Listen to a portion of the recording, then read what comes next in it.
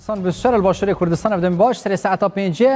دو مجارین گرنگین و ساعتی هنر تایبت ارشین پککین بردوام لسر باشوری کردستان تایبتی جوی جارش سر حسین پیشمرگی جدا کردن دنگانجی جبوی سرخستنا سروکی به امریکای بردوام چند ولایت کام گرنگترین مجار ام دست بکین کو ارشین پککین جواتا وزیران به تندی ارشا پککی جبوی سر حسین پیشمرگی شرمزارد که وراد گین جوان جور ارشان در بازکردن هیلا صورت زانین ابرو چهارشنبه جواتا وزیران رما کردستان سرپرستی سروک وزیر مسرور بارزانی و پامدبونا جگری سروک وزیر قبا طالبانی جوین خواه آسایی هفتانه ساز کرد. تایبت جوین دا مجارا ایرشا ایرو هزین پککل سر هزین پیشمرگه لنافچه چمان که سر پارزگاه دو که گریدای بو هر واسه جوات وزیران تکذیر سرویه که کرد. هرما کردستان کیانه که سیاسی روای گله کردستانه. هزین پیشمرگه جی پارزگرین آخو گله کردستانه نه. جبر وی که جی هر ایرشکه وی رنگی ایرشا سر همو گله کردستانه. حکومت هرما کردستان الدجی شر براکوژی نه دوی چارچوبهش دا ایرشن وی رنگی و که خطا صورت بینن ایرشا ایروال سر هزین پیشمرگشش عالی هزین پککی و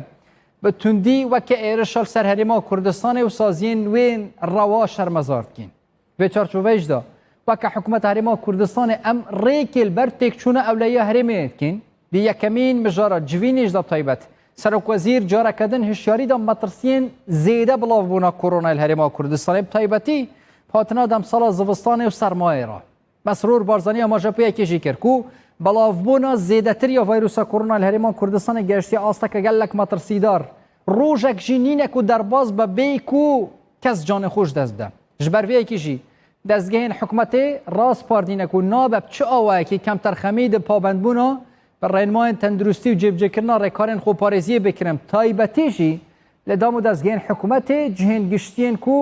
بێ خەم و بێ بەرپرسیارەتی vê rewşa مەترسیدار را سەردەریت kin û pabend nabin. Mixabin jî zanebûn jiyana mirovan bixin metirsiyê da dibin sedema ber naxizm û kesûkar û welatiyan giştî. Pişt ra Wezîrê Tenduristiyê taybet Doktor Saban Berzincî raporteke girêdayî rewşa korona li Herêma Kurdistanê stratejiyata وزارت روپروبونای ویروسی پیشکش کرد. پشترا وزیر نافخواه ریبر احمد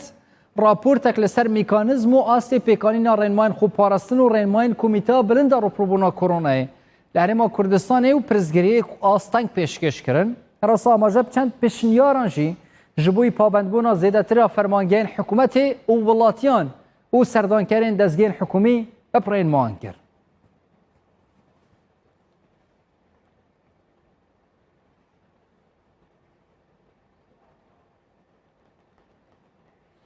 مخابنی ول ناحیه چمان که پککی ایرش کرد سر هزین پیشمرگین کردستانه. لسنور ناحیه چمان که خزا آمیدی جاری گریله پککی بمبک ودای دریا در بازبون هزین پیشمرگی دادانی بو پشت راجیب چکین جور بجور ایرشی سر هزین پیشمرگی کرن. لگوری زانیارین نوچگان کردستان بسیار مسعود محمد گریلا پیشمرگی یک شهید کرنه سه پیشمرگی جی بریندار کرن. بود جی خلک نافچه جی گلک ترساینه دلیل سرخوا کریل کرینه دینه برن جمالن خوشی درب کردن.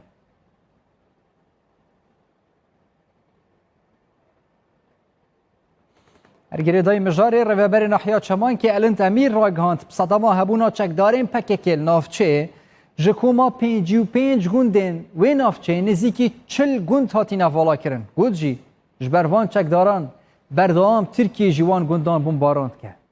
سنور ناحیه چما که گلک گوند نوک سببی هنده سبب وانش او دیت هنید بنا اگر هنده او گوندت هنه بنا چول کرده نوک سنور ناحیه چما که احتمال نزدیکی 55 گونده که نزدیکی 40 گونده او گونده همی چول کرینه او کن گونده بوچی چول کرینه سبب هنده هبونا وان چکدار پککل وان گوندت هنه هر روز وان گلک جارو بردمان کنه فروکن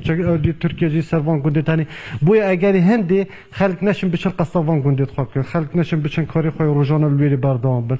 کو افتشد وصل مطرسيك ما اختصاص اللي خلك دات بوي اگري هندي نشن گونده خواف دادن وقت ما جا بيكي مجموعه نزيكي 4 گونده 55 گونده نزيكي 40 گوند چول كرينا او چول كرينا گونده نشن روی آوا کن بوچ نشن سبب هبونا وان چک داره تنل ویرده برینه در بازکردن سنوران و هبونا نروا پککیا بردامه بر پرسی لقا 23 پارتی القرد شخراد گینه پککی و جاره کمپا مخمور کردی بنگه که سربازی افدامه که طایبت بوی جبوی وی آرمانجی جیب صدان چکدار راهنان که حتی کارین تروری نو هریما کردستان انجام بدن. اوی برپرسی پداکی گود جی پکک رکفتن گل حشد شعبی اجبروان کاران رکخستن سر نتوین هفگرتی جیوان کارن آلیکاریا بگهینن ناوا کمپا مخمور دا. ئێرە کەمپی مەخمورە کە پەنابەرانی باکووری کوردستانی تێدا جێگیر کراون. پەکەکە لە دوای 16 ئۆکتۆبرەوە ئەم کەمپەی وەک بنکەی سەربازی بەکارهێناوە و بە خاڵی سەربازی دەورە درراوە. ئەم کەمپە ئێستا بووەتە جێگەی مەشق و ڕایەنانی سەربازی بە منداڵ و گەنجان و گواستنەوەیان بۆ قەندیل و بەشێکیشان بۆ تێکدانی دۆخی ئەمنی هەولێر بەکاردەهێنرێن. بەرپرسی لقی 23 قەرەچووق دەڵێت کەمپەکە بووەتە بنکەی سەربازی و پەکەکە لەگەڵ حەشدی شعبی ڕێکەوتون. ژمارەیەک چەکداریش ڕادەهێنرێن بۆ نانەوەی پشێوی لە شاری هەولێر. دەشڵێت بەهۆی ئەو سیاسەتەی پەکەکەوە ڕێکخراوەکانی سەربەنەتۆ یەکگرتوەکان کارەکانیان لە کەمپەکە ڕاگرتووە. ئەم شوێنەی لە کەمپەچی سڤیلەوە کردی بە معسکەر ئێستا تەدریب دەکا و ئەنێ گۆڕپانی تەدریبی دروست کردیا هەر ئەموو ئەو سیاسەتەی پەکە وای کرد هەم خەڵکەی ناو کەمپەکەش بەڕاستی خەڵکەی زۆریش لەو سیاسەتی پەکە ناڕازین هەرچەندە ناڕازی بوون لە ناو پەکەکەی یەکسانە بەمەرگ ئایا بوونی پەکەکە لە دەستێکەڵاوکردنی لەگەڵ حەشدی شعبی لە مەخمور و لە شنگال ئەوانە بەشەکەن لە داواکاریەکانی خەڵکی کوردستانی تورکیا یان ئەوەتە بەشەکە لە جێبەجێکردنی ئەو ئەجندای ئیقلیمی کە بە تەمای دروستکردنی ئەو هیلالەیە کە ئەوان دایانەوێ کەوا سووری بەرلەشکر بن بەداخەوە دوای ڕووداوەکانی 16 ئۆکتۆبەریش پاکەکە زیاتر معدەنی ڕوونتر بووە ئێستا ڕاستەوخۆ لەگەڵ حەشدی شعبی هاوکاری دەکا و بەشێک لە چاکدارەکانیشیان لەو سنوورانە چ لە مەخمور چ لە شنگال ڕاستەوخۆ پارە و چەک و تەقەمەنی لە حەشدی شعبی وەردەگرن. لە کەمپی مەخمور پەکەکە بنکەی سەربازی بۆ ڕایەنان بە چەکداران و دادگای سەربازی بۆ سزادانی خەڵک داناوە. چاودێرانی سیاسی پێیان وایە ئەم کارانەی پەکەکە بەڕێکەوتن و بەهاندانی هاوڵاتیان دژی هەرێمی کوردستان و هاوشێوەی شنگال لە کەمپی مەخموری ڕێکەوتن لەگەڵ حەشدی شعبی کردووە. ئەوە بەرنامەی سەرکردەکانی خۆیان جێبەجێ دەکەن یەک لەوانەکە دۆڕان کاڵکانە دەڵێ لەگەڵ وڵاتانی تورکیا و عێراق و ئێران ڕێککەوتی کە نابێت دەوڵەتی کوردی دروست بێ ئەوە بە هەموو شێوەیەک دژێ ئەو ئەجێندای دروستبوونی دەوڵەتی کوردین و ڕێک لێدوانەکەی جەمیل باییکە کە دەڵێ ئێمە ئامادەین هێز بنێرینە سەریان واتە شەڕی براکوژی لەو بڕواایدانیم ئەوان هیچیان پێ بکرێ بەڵام کێشەیەکی گەورە بۆ هەرێمی کوردستان دروزەوی لەبەرەوەی سەمە لە قەیرانی داراین بەداخەوە هەندێکی ناوخۆیش ڕەنگە و بەزمەی پێخۆش بێ. پەکەکە ڕۆژ دوای ڕۆژ سیاسەتی شەڕفرۆشتن و تێکدانی دۆخی ئەمنی و پەلکێشکردنی تورکیا بۆ ناوخاک هەرێمی کوردستان بە پیلانی وڵاتان دژی هەرێمی کوردستان جێبەجێ دەکات. ئەوە جگە لە تەقانەوەی بۆڕی نەوت ئێستا کەمپی مەخموریشی کردووەتە بنکەی سەربازی و لەوێوە چەکدار بۆ تێکدانی دۆخی ئەمنی هەرێمی کوردستان دەنێرێت. چاودێران پێیان وایە پەکەکە ئەجێندای ئیقلیمی دژی هەرێمی کوردستان جێبەجێ دەکات بە تایبەت ئێستا حەجی شابی لە شنگال و لە مەخمور پەکەکەی کردوتە داردەستی خۆی و بە ئارەزووی خۆی دژی هەرێمی کوردستان بەکاری دەهێنێت. وشمان سادق کوردستان 24 هەولێر. پارلمانتار و کەساتین سیاسیین کوردستان جی پیام سەرۆکبارزانی بە پیامەکە کوردانە دەزانین پشتی وێ پیامێژی بتایبەت بە پێتویت زانن پەکەکە والیین سیاسی ji hestiyariya vê rewşê ema em têda derbas bîn têbgihin pekekê jî êdî rêzêl deselatên yasayên Herêma Kurdistanê bigire wan navçan jî çûl bikên ku bi sepandina hêzên çekdarî dagîr kirin. لە پەیامەکەیدا سەرۆک بارزانی داوا لە هەموو لایەک دەکات ڕێگا بە خۆسەپاندنی نیایاسایی هیچ لایەک نەدرێت بۆ ئەوەی بارودۆخی کوردستان تێک نەچێت لە هەمان کاتیشدا شوێنە وێرانکراوەکان ئاوەدان بکرێنەوە و گرژی زیاتر ڕوونەدات بە پێویستیشی دەزانێت پشتیوانی لە خەبات و قوربانیدانی پێشمەرگە و گەلی کورد بکەن و لە ئاز بەرپرسیارەتی قۆناغەکەدا بن. راکارونا پێدویە خەڵکی کوردستانی ڕاگەشتی بێتە دەنگ ڕۆژنامەنویس و چالاکوان بێنە دەنگ سەر پەیاما جەنابێ سەرۆک و گەڵێکە ڕوون و ئاشکرایە پەیامێکی یا برایەتیە پەیامێکی یا ئێکرێزیەیە جەنابێ سەرۆکی و پارتی شەڕێ کورد و کورتی حرام کردی خەڵکێک ئەvê پەیامێ ئان ئەvê سوزێ استقلال نەکەن شەریب مە نەفرۆشن شەری نەهینە بەردەرازینکێ ماڵێت مە بخۆ وەزعی کوردستانی ئەم بینین وەزعەکێ چاوادایە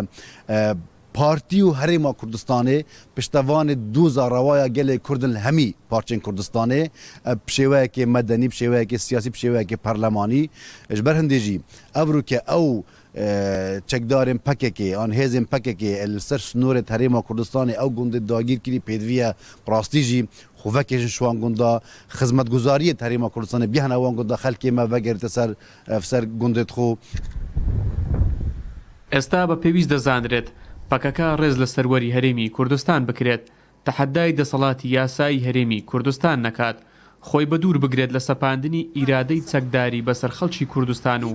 حرامکردنی شەڕی کورد و کورد ئیستیغلال نەکات. تەحەدای دام و دەستگا حکومی و یاساییەکانی هەرێمی کوردستان و عێراق دەکات خۆی بە بەدیلی ئەو دام و دەستگایانە دەزانێت بەبێ ئەوەی کە هیچ حسابێک بۆ سەروەری و دەستور و قوانینی ئەو وڵاتە بکاتن بۆیە بە دەرفەتی زانیوە لە هەر شوێنێک بۆشاییەکی ئەمنی هەبوو بێتن بە زەبری هێز خۆی سەپاندووە لەو ناوچاندا و جێگیر بووە جێگیربوون و مانەوەکەشی بۆ ماوەیەکی درێژ لەسەر چه ئەساسێک بۆ لەسەر ئەو نەرمینوان هەرێمی کوردستان بووە هەروەک چۆن سەرۆک بارزانی ئاماژەوە دەکاتن شەڕی کوردی حرام کراوە بەڵام ئایا ئەو حرامکردنە تا کوێ ڕێگەی پێدەدرێتن هەتا وەکو ئەو شوێنەی کە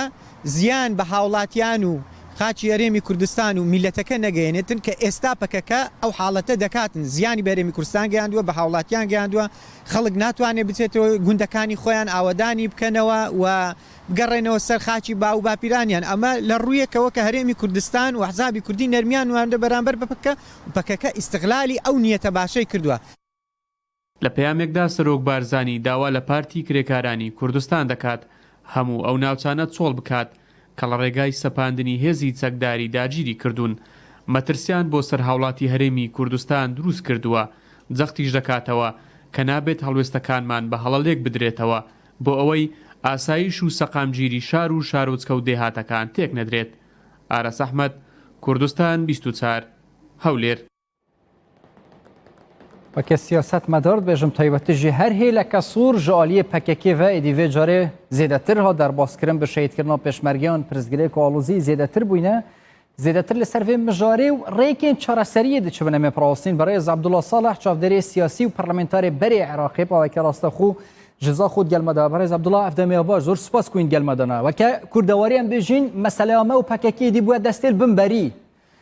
ڕاکێشان یا بزەحمەتە بمبەری هێشتن ژی بزەحمەترە چارەسەری چییە تایبەتیش ji بووی ئەڤروپێ و ئەف پرزگرێک و ئالوزیەت ناوبەینا کورد و پەکێکیدا ماستر لێنێن.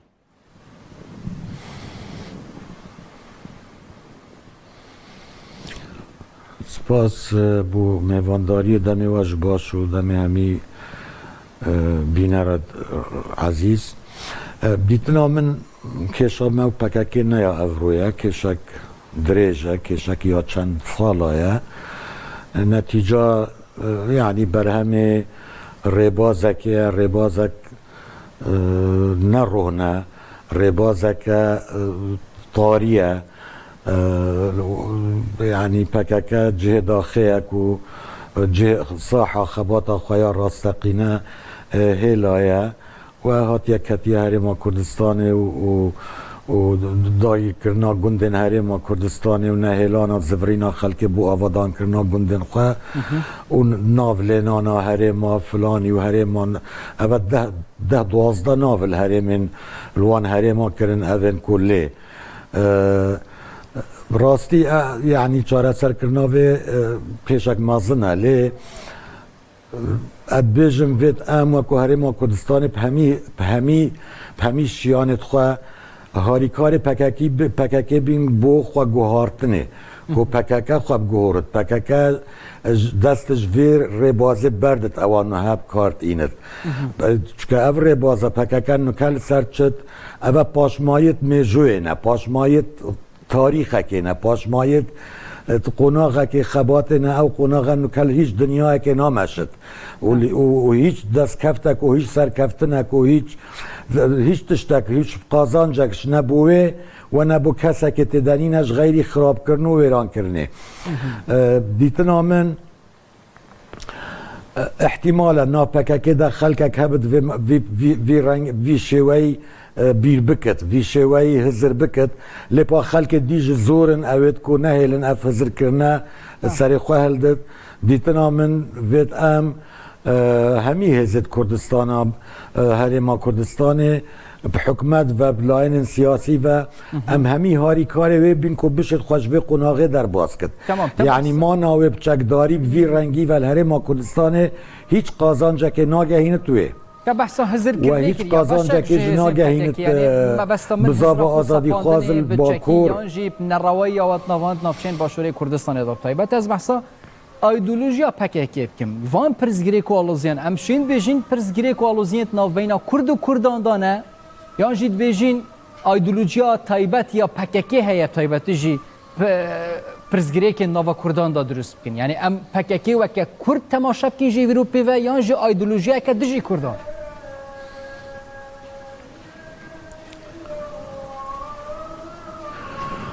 زانی مثلا دیتنا من ام يعني پکک افرو نه یک جهته و نه یک یهزره و نه یک لایه و نه یک بوچونه پکک همه گروپن و هر گروپک رنگک پکک گروپک ناف ده ترو تسکینه او بین اوین خندق الدیار بکر و جزیر و نزاکی و لیداین گوتی هم دید خندق آدمینین و امه نزاچکین حتی بین اگر کاری ساتا خراب کرنا وان ویولاتی اوه گروپه که وکر پککه تیارک دیته ده هزرا کرد پروری سری ده و هزرا مسئله وان مسئله نتوایه پککه هندک هزر دیت ده امشن بجین طوباوی و فوضاوینا فلسفه وانا براتیا همین ملت رجالات آنا و راست جر سرکشی آوان یعنی ایدئولوژیا پککه ام نشن حکمی لبکین بوی شکل آسانی چونکه همون یک رنگنش برنده اد بیجم دوید ام هاری کار بین بوی نهجی نافوانده او نهجی کو نهج کرداواریه و نهج کرداتیه و او وی وضع دنیای او رو تدگهد باشتر و وی رنگی وید هم همی پیگ ولچاره که بگرین گلوان دیتنا من پیاما سروکی که حرام کرنا شر کرد بکردا او نابد بیتا استغلال کرن انه مادام هون شری نکن ام کیف خودت اشتاکین یعنی شر کرن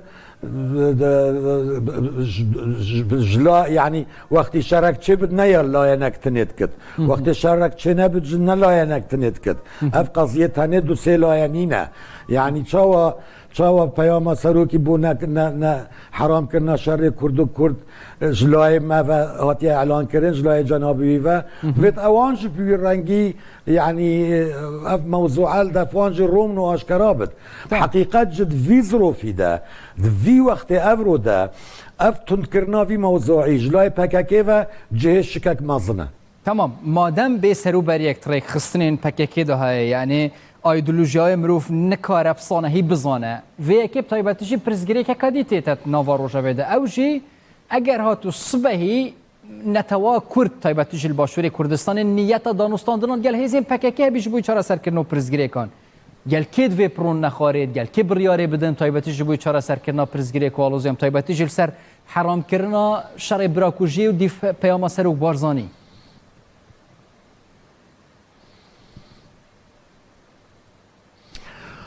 ادبیجم سرکرداتیا هرما کردستانی و تایبتیج سرکرداتیا پارتی زانت الگل که دانستان دناب که چکر نه تجربه تازه بوه تیارک های نافوان ده تیارک معقول ترش اوندی و دویت الگلوان بید کرن و آشکراج الگل بید با آخفتن یعنی دانستاندن وقت الگلوان بید کرن بید نب روحیتا دجمنکاریه بید وید دانستاندنک وصل گلوان بید کرن روحیتا کو چاره سرکرنا کشا چاره سرکرنا وی کشه وید پککه بزانت اوا برینو هبواند قدیا و چو سری ایدی ناچ سری و ناقدد و وید بزانت جی وید بخور ریکه که بگرن بوانج باشتره بو باکورج یعنی روایش آلیه یا ساییوه و تایبتیش بوی پراستنکیانه گله کردستان روایت گل هیزه که نروا رونشتن تایبتیجی دانستاندن بین کرند ویده میده روایت شتکی اوسا دانوستاندن رونشتن هبن گل پککی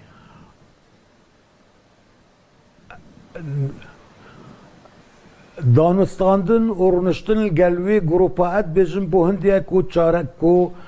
کشه بین چاره سر کرن زانی چوانه نه ما مدویت وان جهن به هز خال سر سپاندین درک هفن ریک در خستناوان کمک ریکای هی ایک جوان ریکا او اد بجم ایک جوان ریکت شریه ایک جوان ریکت یعنی فاگر تبقى آرمانجا خواه بی شهر بی کشتن بی خوین رشتن زور باشترش که تو كفي كيشندين شري فلاني ليه اف عمليه زور زحمته معقده والصبرك ما زنبود فيت و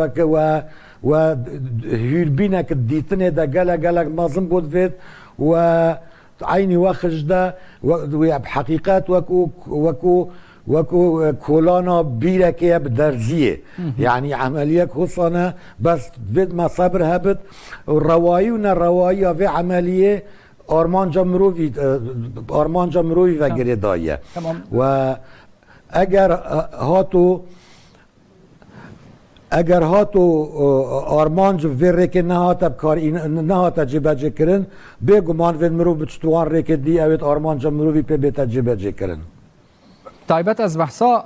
مترسین سر کیان استاتو هرما کردستان بکیم حکومت دیف حکومتین بغدای نکارینه مترسیا و سال سرزیده چکنش بویش ناف برنیلی اف هیزن پککی و دست برنامج بوی هر کاره که نروا و درباز کردن سنورون و هیلین سور و رکفتن نوید گل 18 شعبی حتی چرا ده مترسیه دروست کن که اف کیانه یعنی لاواز ببت ناف عراق ده یان جی مترسی زیده تر چه بن او رکفتن هی تایبتیش بوی آسایی کردن روشال شنگاله يعني خرابتر ببا نجهن وين ركفتنا طيبات آرمانش كري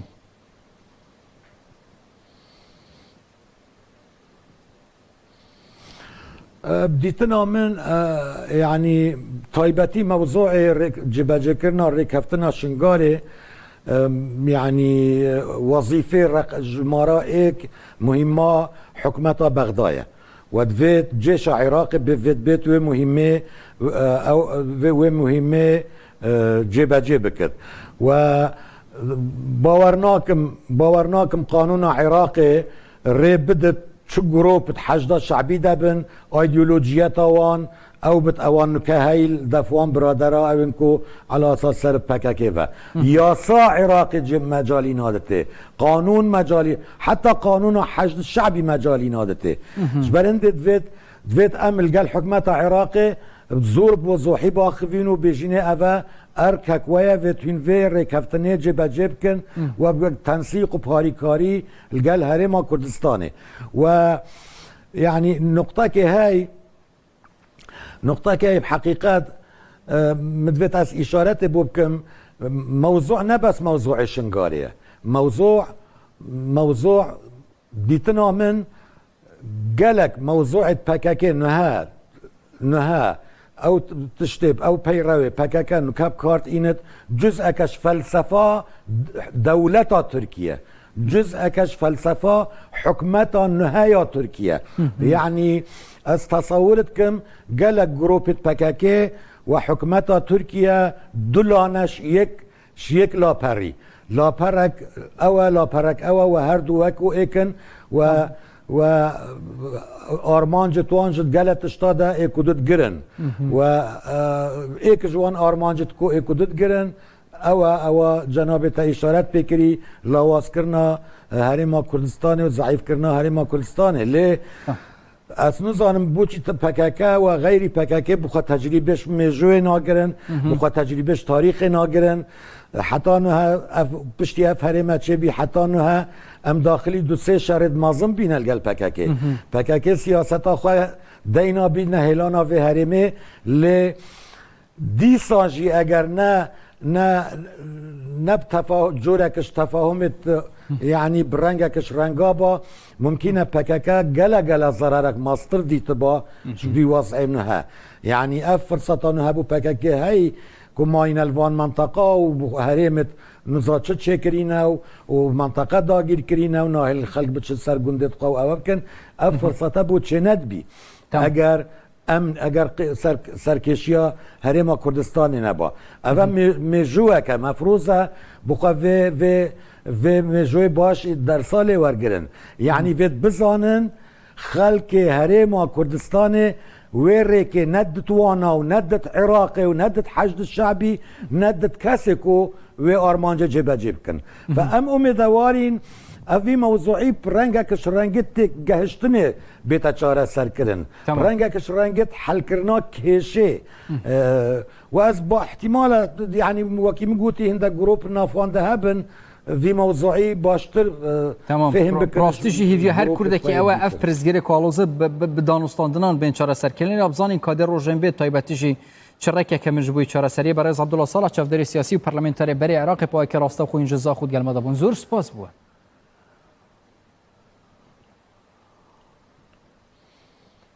سپاس بوه واجی هر بجی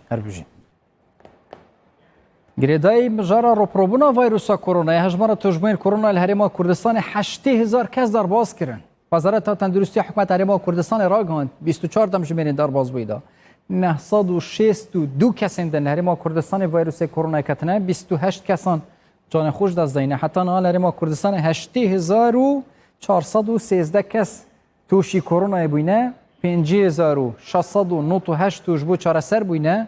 2,506 توش بوجی جان خوش دست داینه.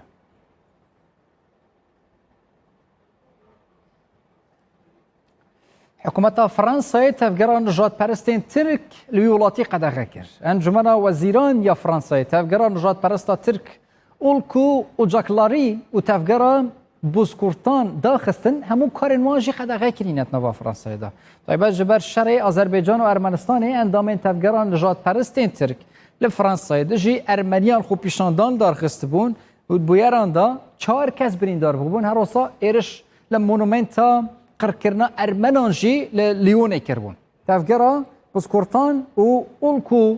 و جاکلاری جی زیرتری نزیکی پارتا مهپیتین زانی جن نجات پرستین ترک بیکتین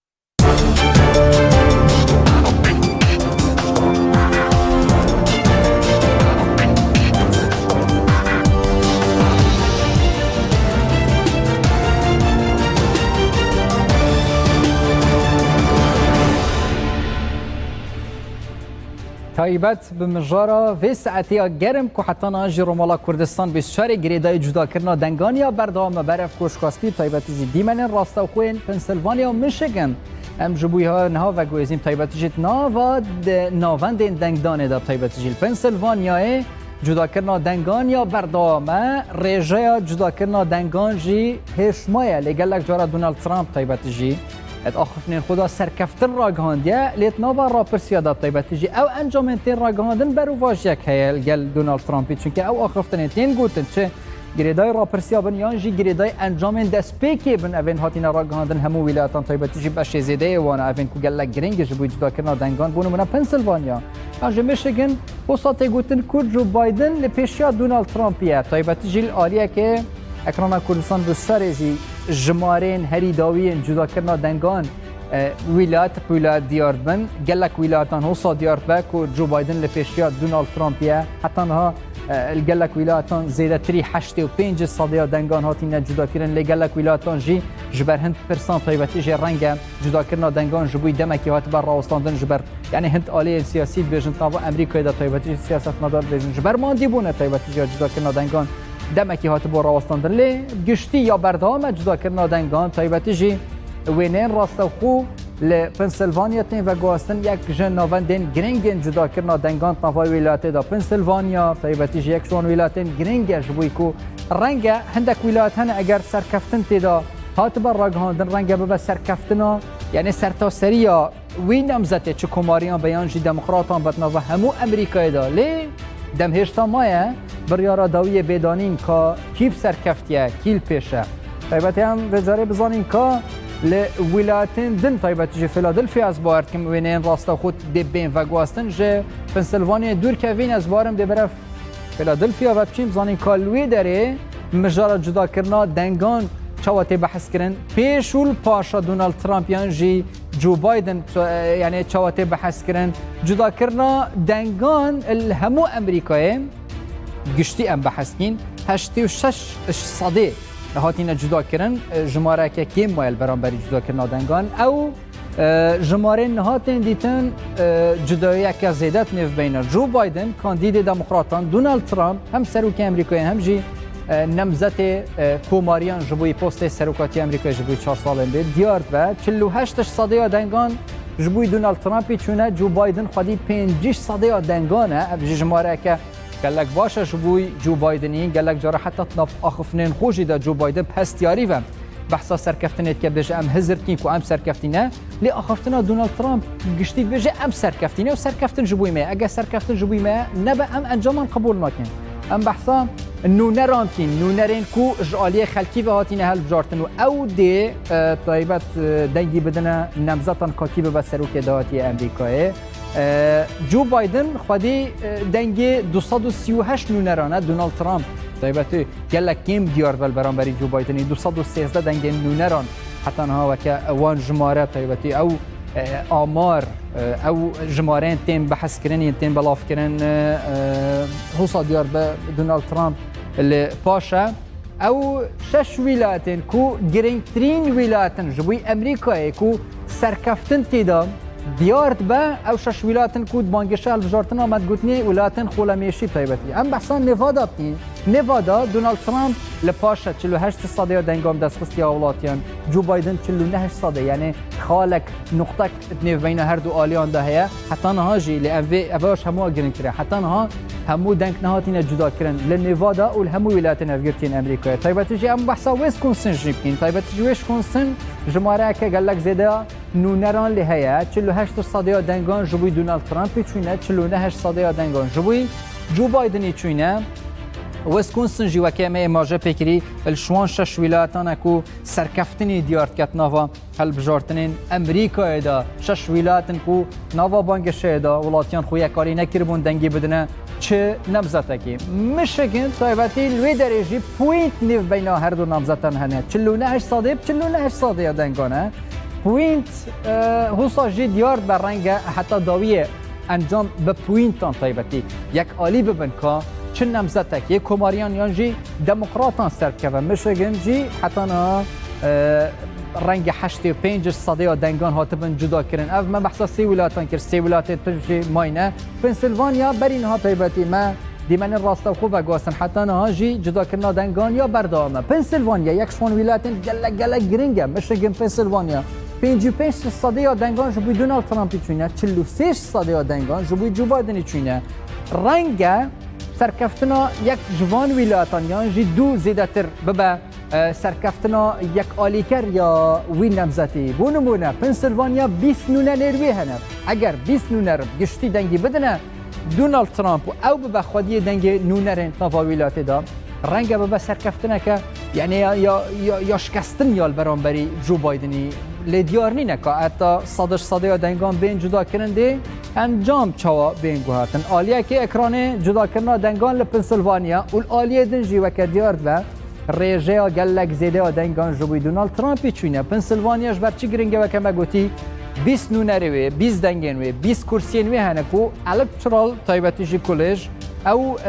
کلیجا هل بجارتیان اف کسین کو دنگی خوب بدن سروک 20 کساتیت نوا ولایت دهنه جبرنده جی به گرینگی و بحثا پنسیلوانیا تکرن ام برف ولایت کدد و بچین اوجی کارولاینا باکوره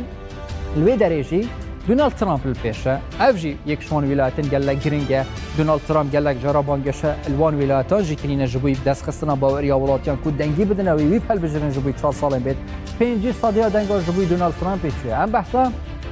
جو بایدنی بکن 48% دنگان جبوی جو بایدنی چیه تایبت جی کارولاینا باکور ام بحثا جورجیا جبكين جوان 6 ولایتن يعني كو قال جرينجن ولايات جورجيا جي طيبت 5% دنگا جبوی دونالد ترامپی چیه 48% دنگا جبوی جو بایدنی چیه یعنی اگر بوان ولایتن ام سحکینه اوین گلک گرینگن نوا همی 5 ولایت 5 جی یعنی واشنگتن پایتخت جی و 6 ولایت 3 ولایت زیاده تر تایبتی دونالد ترامپ سرکفتی هم دنگ رنگ خلکی هم جیب دنگ نونرانجی چونکه اگر دنگ نونرانج بوی وان نونر یعنی خلکیش بوی وان نونران با نونر ده یکسر دونالد ترامپ بجره جوی 4 سال بیت اگر اوسا جیب تایبتی پنسیلوانیا میشیگن یانجی جورجیا و ولایتن دن اوین پولا میشید دما بانگشه دا رنگ سرکفتنا دونالد ترامپی نزیک بم لیشتان جی دیار نینه 85 یانجی 86 صدیا جدا کردن دنگان برانبری 25 بیشین 15 صدیا دنگان هشتامین رنگ او 15 صدیا جدا کردن دنگان انجامان توایی بگورینه سرنگ سیناریوین همان سال 2016 بریا 4 سالان دوباره بن هر کس سوالیه کی راپرسی تایبتی جی دنگ خلکی گوتن ویدمی تایبتی جی گوتن سرکفتن جبو هیلاریه لی دو فرا سرکفتن جبو دونالد ترامپی بو وی جاره جی رنگ همان سیناری دوباره بن لی ام بزانی کاده انجام چابن زیاده تر سر به مجاری ام پروسین برای رمضان نصر الله سروکی کمالا اکادمیسیان زانستین سیاسی لی باجار دو که پاوکی راستا خود گرمده برای رمضان افدمی باش جدا کردن دنگان یا بردام علی اوانهات دیتن تشتکی بر عقل دونالد ترامپ بجه اگر ابسر نکوین من جامان قبول ناکی زور سپاس بو بدلی باهنه بديتنا من تنترين هوا هالبجارتنا الميجو امريكا دهاتي انجام داني لمانجد بوريدا طيبتنا برا دولان ترامبي وبايدني دا كوركبريا وان قالك اب حزبويا بوجارا ايكيت ميجو امريكا دا نزیکی 14 میلیارد دلار لبی هوا هلبجاتنا تینا مزاختن راگهاندنت امریکی کمپانیت زبلا همی بوینا دو باش يعني دو آرستين جدا هرك بشتبانيا خو بو اكش بربجرا ديار دكت ديسانجي اجدايت نيف دولتي ولاتين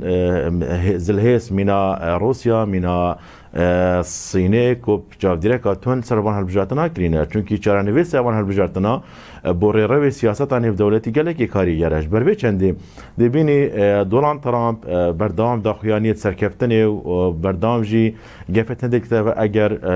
نيتا انجام بحزاوينا بن احتمال هاي هندك برسن دستوري وهندك برسن ياساي تومار بكت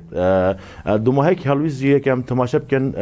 وزارتها درب المانيا جي ما ترسيش انجامت هالبجاتين امريكا هوينا كودي كيشين دستوري الامريكا بيدا بن اكرهات ترامب درنا كبت بربي چندي اف ناكو كيم بيس اف هو هالبجاتنا بيس امريكا جي همي خليك جاوريت كد كادي كيش بربجير در كبت بگشتی همی آلیک چش در و چش نافخو امریکایتی بحث کرین رنگ پرزگری که آلوزی بسر انجامان چه بن داکو پرزگری که آلوزی مازن لینه بن چرا که کل پیشیا دموکرات و کماریان هیا جبوی قبل کرنا انجامان و رازی کرنا هر نمزته که نسر کفتی اكلت تماشاكت بتل هالبجاتين 2016 ديمقراطيان وصف شوازه كده ديار كني كو قنصلا ان هايكرين روسي ما يتكنك راستوخو هالبجارتنت ولاتوان ده وين برابر چند دولان ترامب افچند رات كيديا روسيا جي افچند رات كيديا افريكا جي هاف دي غوتنت هاف دش هنا بنونا يعني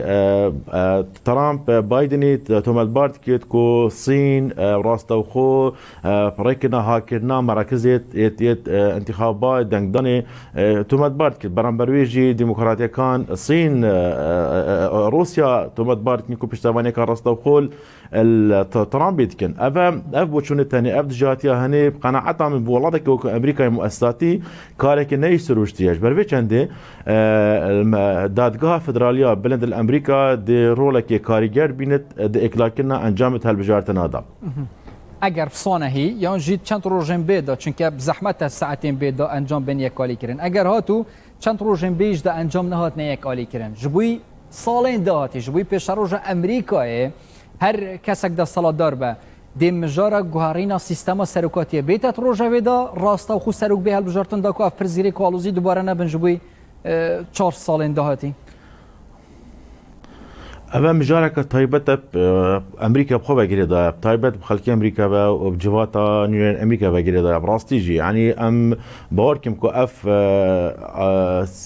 هل بجارتنا سروكي امريكا الشرق قناغ جدا درباسط بت اف قناغ سخت يعني خلك امريكا نزكي بين 6 هيفا مجولي هالبجارتنات بتأبجي احتمال اتعابت و كاربدانت و جالك سر خلقي امريكا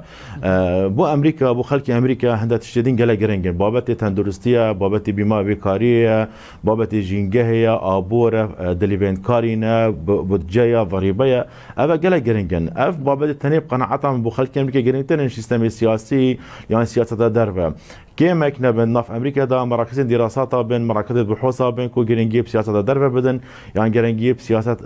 سيستم سروكاتي ام سيستم سياسي بدن بو امريكا بو خلق امريكا جياناوي جرينترش اوان نكته انجام داني ام بحثا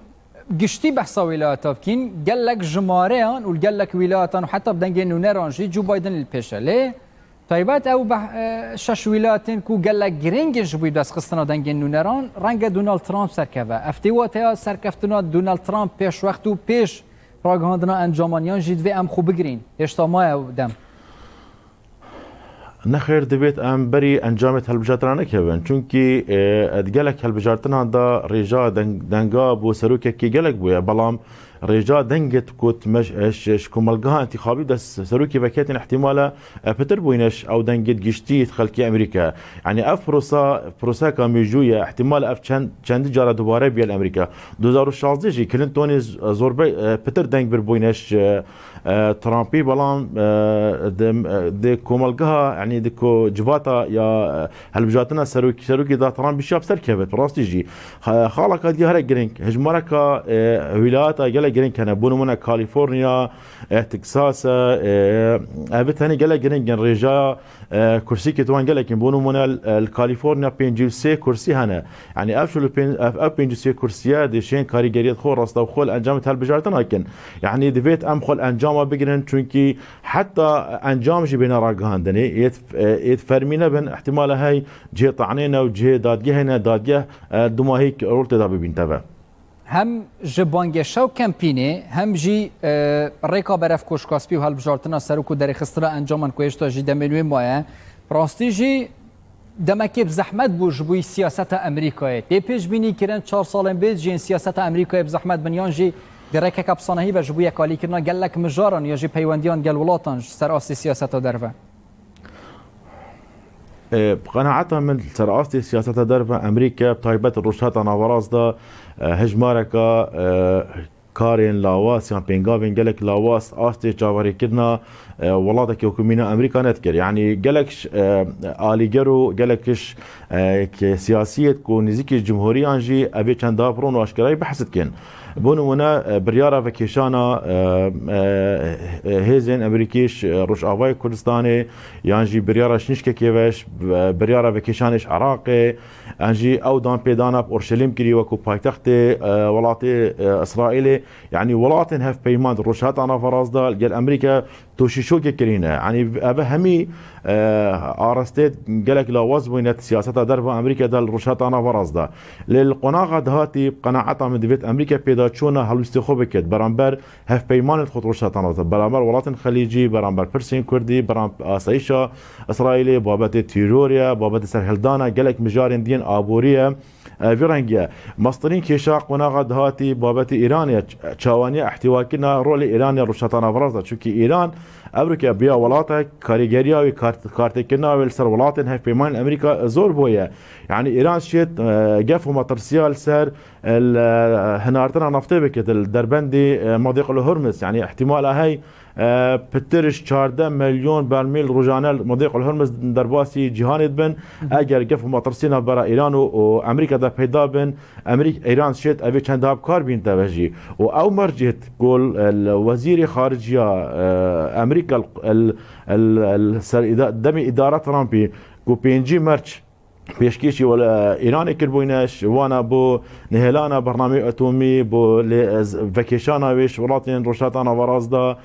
كنترول كنا رولي أقليمي بقناعتها من أو مرجع قلب زحمت بنك وإيران جبت جيبكات جبر بيش عندي بيش بين ذاك إن كل 4 سال دهاتي 4 سال بزحمت بن بو إيراني چونكي نب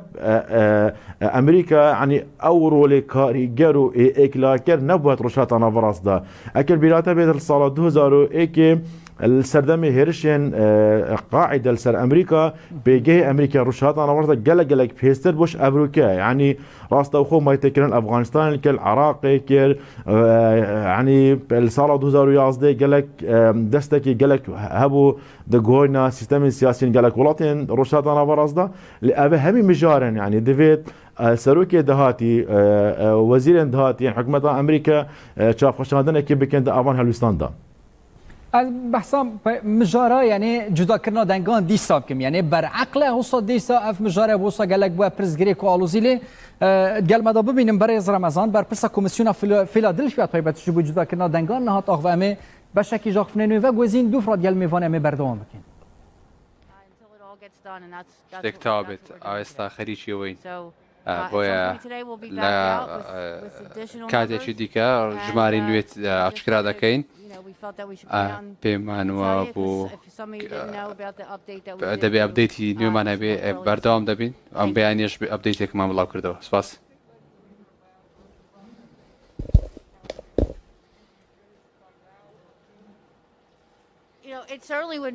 هێشتا زووە ئەستەمە بزانم کەی تەواو بێت چکە هەرگیز پرۆسی لەم شوێمان نەکردووە بەڵام تۆزێک دوا دەکەوێت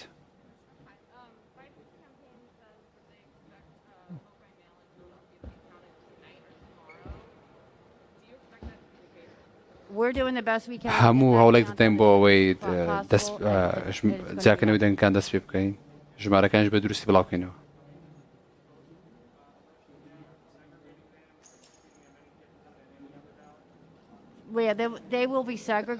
هەندێک ئێستا کار لەسەر ئەو سندوقان دەکەن کە لە بەردەستمانن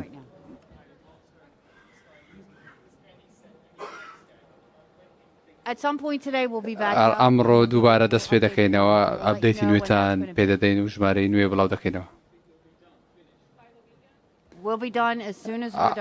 بە زووترین کاتاوای دەکەین هاو دەبێت لەوە دڵنیابین کە هەموو دەنگێک بە یاسایی و بە ژمار کراوە ئاماکاریە سەرەکی خۆمانەوە خەڵک دەنگدات ئێمەش دەنگکان دەژمێرین دواتر یەکێک سەردەکەوێتێکیش دەدۆڕێت ئێمە بەردەوام دەبین لە جیاکردنەوەی دەنگەکان لە کۆتاییدا پێویستە ژمارەکان دروست بن بەردەوام دەبین لە پێدانی زانیاری پێیەوە هەر کاتێک لە بەردەستمان بێت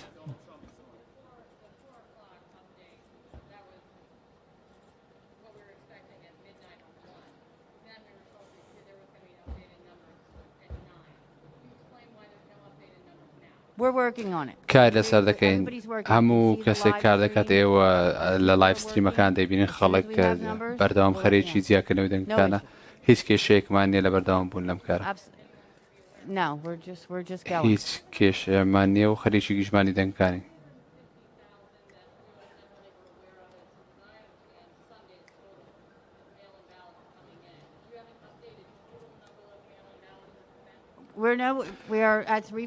ئێستا کاتمێ ئەپدەیتی نوێمان دەبێت لە کاتێکی دیکەی ئەمڕۆ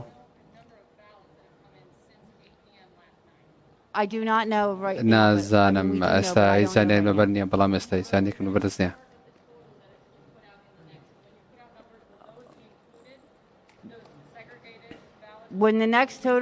ئەوەی کە ڕاستە خوب بوو فیلادلفیا طیبەت بەرپرسا کۆمیسیۆنێ آخری گریدای جدا کردن دنگان که حتی نهانجی فیلادلفیا که سر پنسیلوانیا و بردامه لیسامه برف دو که بچین برای رمضان ما بس نمیجیل اول جدا کردن دنگان یعنی جبرچه اویا کمین جرا وسط جدا کردن دنگان پرزگری که آلوزیل سرچید بندم که زیاده پیدوی تشتکل پش پرده های یانجی افتنی جبوی یعنی کاریگری کردن سر نفسیات خلک امریکا که حتی دمایی که او ببینن که کی سرکفتیه امریکا وڵاتێکی مؤسساتیە ئەس باوەرم دکار کرد بۆ هەندێک و ئەنجامێت دڵنیابوونە ئەنجامە بێنەڕاگەاندنی شێوازێکی یاسایی دوێر فشارێن ویلای ئۆنلایەدی ڕاستیژی احتیمالە ئەف گیرۆبوونە ئەنجامە بۆ هەندێک بێت و پتر عنی بسەل دڵنیابوونە یاسایی بن ینی باوەڕ ناکەم تەدەخلات مایتێکردنێت حزبی یانی دی بێ چەندی داهابن برایز رمضان نصرالله سروکی کمالا کمیسیون زانستین سیاسی لدهو که پای که راستا خوین گل مداون زور سپاس بوا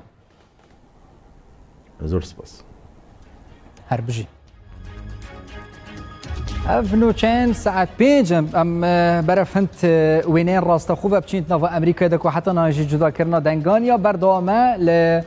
پنسیلوانیا بتایبت از بار جدا کردن دنگان و که بری نهانجی بر پرسا کمیسیونی اماشه پیکری جدا کردن دنگان یا بردامه لهمون نافچین پنسیلوانیا بگشتی جیت نوا ولایتن هفگرتین امریکا بتایبت جبوی در خستنا انجامن دست پیکی ین هەڵبژارتنên سەرۆکاتی ئەمریکای کاکی سەرکەفتی وان هەڵبژارتنانە نەمزەتی دەموکراتان یانژی نەمزەتی کۆماریان دونالد ترامپ یانژی جو بایدن دەقە زانیاریاش کوردستان بسچارێ ئەمێ بووە بەگوێزین چاوەیار سەر کوردستان بسچارێ بە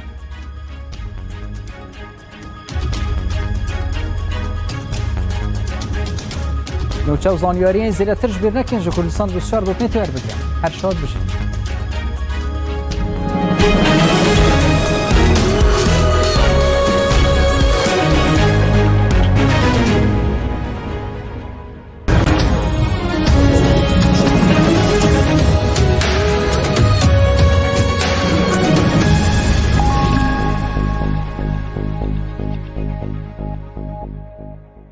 ڕێککەوتنە ئاشتیا دناوبەرە ئەسرائیل و ئیماراتێ بناوبەینکاری و چاودێریە ئەمریکای لا پەرەکێ نویە دەپەیوەندیە ئەسرائیل و وڵاتên کەنداڤ و عەرەبیدا سەرۆکی ئەمریکا بڕاگەهاندنێکی ژنیشکاوە ڕێککەوتنە ئەسرائیل و ئیماراتێ ڕاگەهاند دەهاتگوتن دناوبەرە هەردوو وڵاتاندا لەسەر ئاستێن ئستیخباراتی تێکەڵیان نهێنی هەبوو ئەف ڕێککەوتن هەردوو وڵاتان دەرباسی قۆناغەکە کوردستان 24 کاتژمێر ڕاستەوخۆ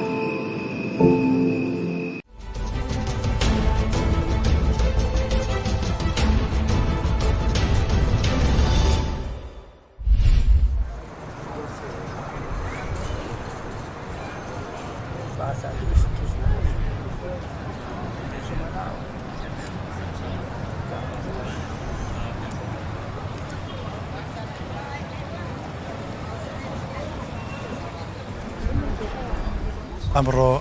کاگاوکاری هاوڕێن فۆتۆگرافەر هەندێک لە تابلۆکانی خۆی نەمایشەکە لە کللتوری سەرەی سلەیمانی تابلۆکان ئەنگوا ئەشکاڵ تابلی تایە پاییزی تایە بەهاری تایە تابلۆکان ڕووی لە میوەهاتەکانە تابلۆکانی کاگاوکار ئەمڕۆکە لێرە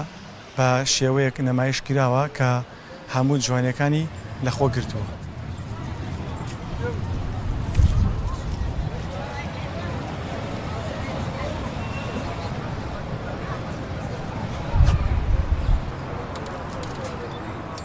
یەکەمی پێشەنگای تایبەتی خۆمە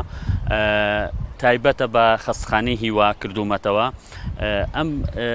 ناویشم ناوە سروشت و هیوا لە چاوی فۆتۆگرافیەکە بەرنامەم هەیە کە ئەم وێنانە لەوێ دابدرێ بۆ ئەوەی ئەو کەسی کاچێتە خەستخانەی هیوا ئارامیەک بە مێشکی بات لەبەرەوەی کە ئێمە سروشتی کوردستان سروشتێکی زۆر جوانە و هەدەفەکەم ئەوەیە کە خزمەتێکی خەستخانەی هیوا بکەم.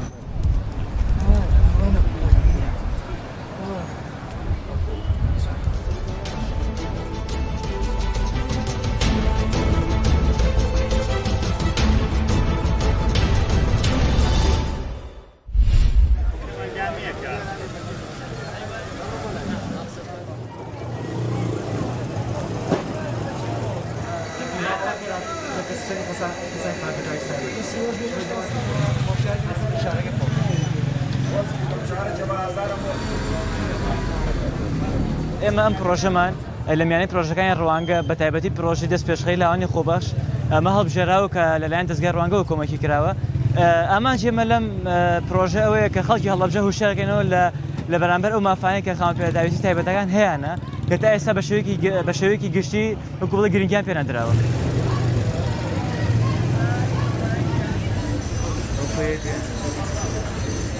پرۆژەکە ئێمە پێک دێت لە کۆمەڵێک چالاکی کە یەکەمیان دروستکردنی فلێکس و هەڵواسینەتی هەڵوانواسیوە لە مەکتەبەکان و دام و دەستگا حکوومەتان دوێ ئەوە ستادمان دروست کردووە کە لە هەفتە بازاڕەکانە دامانناوە هەروەها بڵاوکردنەوەی کۆمەڵی برۆشەر کە ئەمڕۆ حالێن لەگەڵ ئێوەیە دەستمان بە چالاکی کردووە لە ناو بازار و شوێنەگشتەکانە بڵاومان کردوتەوە و دوو کۆرسمان ئامادە کردووە کات بۆ دروستکردنی سیبی بۆ خوانپێداویستانی تایبەت بۆ پێشکەشکردنی کار هەروەها کۆرسی متمانە بەخۆبوون ئەوەش بۆ خوانپێداویستانی تایبەت و خوانپێداویستی تایبەت ئێڵێتەوە.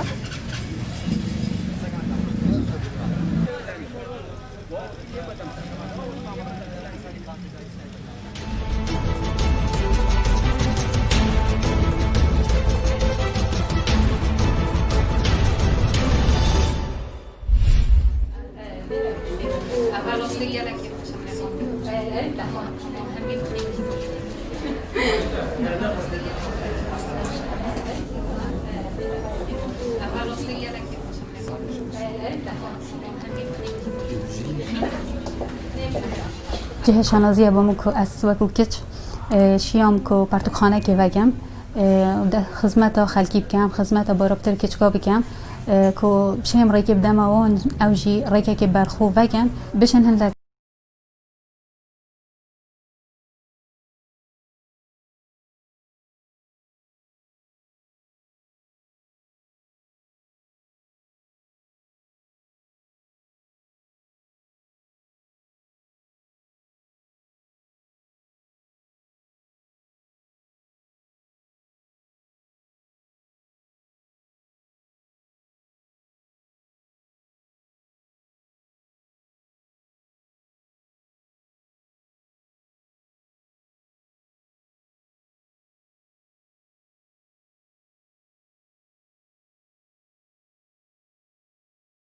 یەکەمی پێشەنگای تایبەتی خۆمە سەرۆکی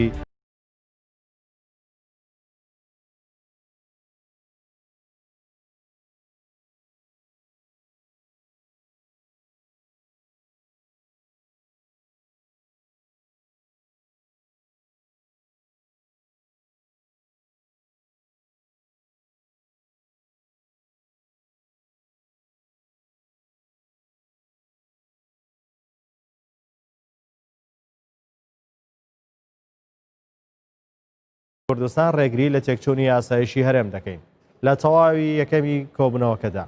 سەرۆکوەزیران پەتای کۆرۆنا لە هەرێمی کوردستان بە تایبەتی لەگەڵ هاتنی وەرزی زستان و سەرما سەرۆکوەزیران ئاماژەی بۆدا کە بڵاوبوونەوەی ڤایرۆسی کۆرۆنا لە هەرێمی کوردستان گەیشتۆتە ئاستێکی مەترسیدار و ڕۆژنیە چەندین کەس گیان لەدەست دەدەن بۆیە دام و دەستگاکانی حکوومەتی ڕاستپار کە نابێ بە هیچ شێوەیەک هیچ کەمتر خەمیەک لە پابەندبوون بە ڕێنمایە تەندروستیەکان و جێبەجێکردنی ڕێکارەکانی خۆپارێزی بکرێت بە تایبەتی لە فەرمانگەکانی حکوومەت و شوێنە گشتیەکان ئەوانەی بێباکیشن و بە شێوەیەکی نابەرپرسانە مامەڵە لەگەڵ ئەو دۆخە مەترسیدارە دەکەن و پابەند نابن ئەوە بەداخەوە با مەبەست ژیانی خەڵک دەخەنە مەترسی جدیەوە و دەبنە هۆکار بۆ مردنی خزم و کەس و کار و هاوڵاتیان بەگشتی پاشان دکتۆر سامان بەرزنجی وەزیری تەندروستی راپۆرتێکی تایبەتی سەبارەت بە ڕەوشی پەتای کۆرۆنا لە هەرێمی کوردستان و ساتیژی وەزارەت بۆ ڕوبەڕووبوونەوەی ڤایرۆسەکە خستە ڕوو دواتر ڕێبەر ئەحمەد وەزیری ناخۆ راپۆرتێکی سەبارەت بە میکانیزم و ئاستی جێبەجێکردنی ڕێکارەکانی خۆپارێزی و ڕێنمایەکانی لیژنەی باڵای ڕوبەڕووبوونەوەی کۆرۆنا لە هەرێمی کوردستان و کێشە و گرفت و ئاسەنگەکانی خستە ڕوو ئاماژەی با کۆمەڵێک پێشنیاریش کرد بۆ زیاتر پابەندبوونی فەرمانگەکانی حکوومەت و هاوڵاتیان و سەردانکەرانی دام و دەستگا حکومیەکان بەڕێنماییەکان لە تەوەری دومی کۆبنەوەکەدا وەزیری ناوخۆ راپۆرتێکی پێشکەش کرد سەبارەت بە ڕێخستنی کاری کۆمپانیا ئەمنیەکان لە هەرێمی کوردستان و داتا و زانیاری پێویستی لەم ڕۆوە خستە ڕوو کە تایدا مەرجەکانی پێدانی مۆڵەتی کاری بەم کۆمپانیانە و پابەندیەکانیان و چالاکیەکانیان و پابەندکردنیان بە پێدانی باجی پێویست و چاودێریکردنی کارەکانیان لە بواری پێشکەشکردنی خزمەتگوزاری پاسەوانی ڕووکرابەوە باڕاستی ڕێخستنەوەی کار و چالاکیم کۆمپانیانە لە چارچێوەی مەبەستەکانی دامەزراندنیان و بەڕەچاوکردنی بەرژەوەندی گشتی دوای گفتوگۆ ڕاگۆڕینەوە ئەنجومەنی وەزیران بڕیاریدا دوای لە بەرچاوگرتنی هەموو تێبینی و پێشنیارەکان پرۆژە یاسایەک سەبارەت بەم بابەتە ئامادە بکرێت و لە دوای پەسەندکردنی لە ئەنجومەنی وەزیران بنێردرێتە پەرلەمانی کوردستان بۆ تەشریعکردنی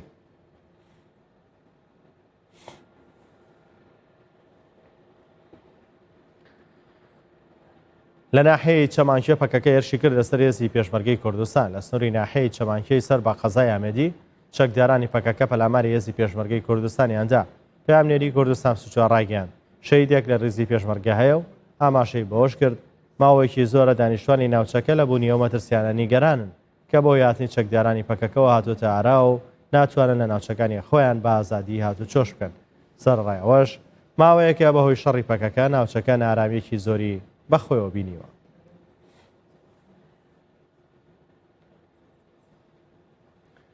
ئەلاندەمیر بەڕێوەبەری شارەدەی چەمانکێ ڕاگەیاند باهۆی بوونی چەکدارانی پەکەکە لە ناوچەکە تا ئێستا لە کۆی 55 گوندی سنووری ناحەکەیان نزیکەی 40 گوند چۆڵ کراون تیشی بەهۆی چەکدارانی پەکەکەەوە گوندەکانی سنووری ناحەی چەمانکێ بەردەوام لەلایەن تورکیاوە بەردەمان دەکرێن سنور ناحیه چما که گلک گندنو که سببی هندی سبب وانش او دیت هنید بنا اگری هندی او گندت هنه بنا چول کرده نوکت سنور ناحیه چما که احتمال نزدیکی 55 گنده که نزدیکی 40 گنده او گنده همی چول کرینه او کن گنده بوچی چول کرینه سبب هندی هبونا وان چکداری پککل وان گندت هنه هر روز وان گلک جارو بردمان کنه فروکن دی ترکیه جی سروان گندت هنه بوی اگری هندی خلق نشن بچن قصوان گندت خاک خلق نشن بچن کاری خوی روزانه الویری بردام